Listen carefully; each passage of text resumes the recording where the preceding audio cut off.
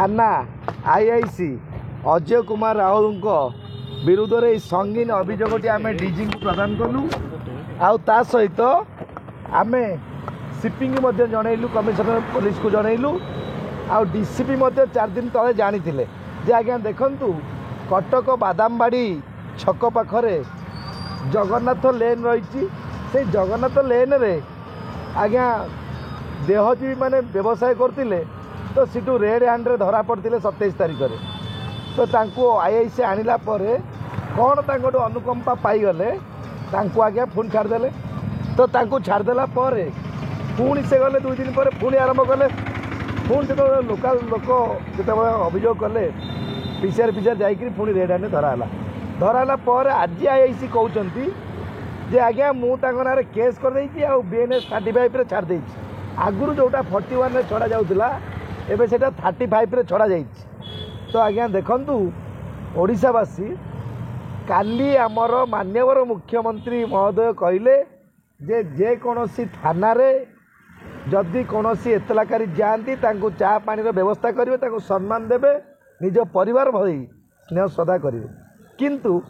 गोटे दिन न पुरुणु प्रथमे बादामबाड़ी आईआईसी से आज्ञा एससीपी डीसीपी सीपी डीजी मुख्यमंत्री क्या मानिया राजी नुहति जे अजय कुमार राहुल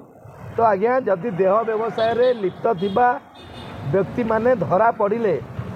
आजिकाली विभिन्न ट्रेंड चलची केते प्रकार नूतन व्यवसाय नूतन कथा मध्य चली तो आज्ञा से देह व्यवसाय रे लिप्त थिबा जने लेडीकर तांकर कोठी गोटे पुओ थिला से 10th परीक्षा दौला जे आज्ञा जोटी व्यवसाय होती पुओ परीक्षा दब ना से पाठ पढ़ी पार तेणु यहाँ गोटे बाहानाबाजी यहाँ गोटे चाल थिला तेणु जिते आईआईसी महोदय यही घटनाटी को माने निजे निजे मालिक निजे कोर्ट निजे आईन मंत्री यही व्यवस्था करें भेटिलु आम जनइलु जे आज्ञा देखु कौ लरे अच्छी देहजी मानू आपण आरेस्ट कलापर तांको पुणी छाड़देवे 41 रे बीएनएस रे 35 रे तो कौ लहर अच्छी देखा तो आज्ञा से देखई पारे ना से जनइले जे आज्ञा मोर उच्च पदस्थ अधिकारी कहला पर तो आज्ञा जो घर देहजीवी मैंने आरेस्ट हेले से घरटी को निश्चिंत रूपे सील करिया कथा तो आज्ञा देखंतु कटक रे एते गणमाध्यम अछंती जोटा कि सैटेलाइट रे काम करथिया व्यक्ति माननकु कौन जे दिया जाइछि संवाद धरित्री आउ ता सहित प्रमेय इम्पोर्टाट पेपर रे या उल्लेख रही जे कौ किंगपिंग आ कौ देहजीवी ताकर ना सब मेंशन रही किंतु तापर एटा टीवी चैनल को आसी पारला नाही ठीक अच्छी आम आईआईसी पचारू जदि आपण टीवी चैनल सॉरी ताको अरेस्ट न करि पारले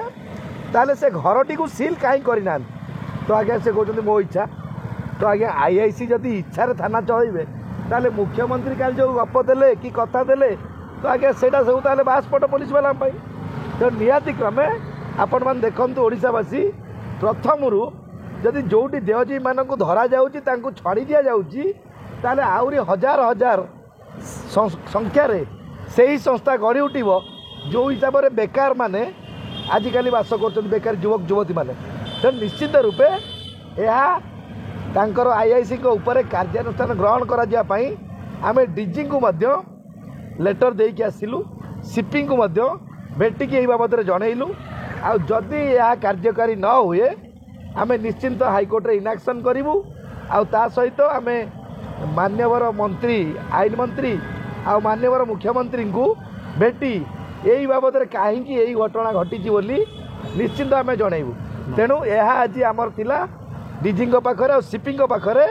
यह आमर अभियोग देकी वर्तमान आसिलु तो प्रेस मीट रिलीज आपको साक्षात कर धन्यवाद।